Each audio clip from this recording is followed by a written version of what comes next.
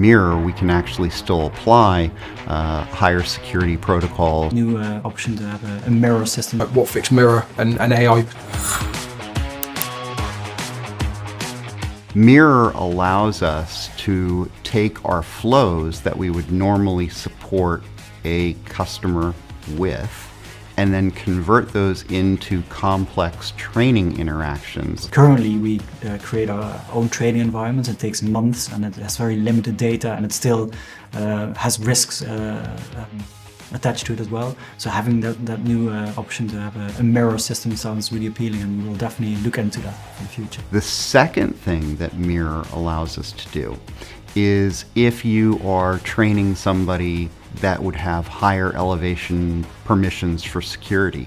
So now, through Mirror, we can actually still apply higher security protocols and not permit them to see other data, because now they're seeing test data that doesn't matter. We're really excited, hopefully in the future, to use products like Whatfix Mirror and AI potentials to really hone in on that content and make it the best it possibly can be.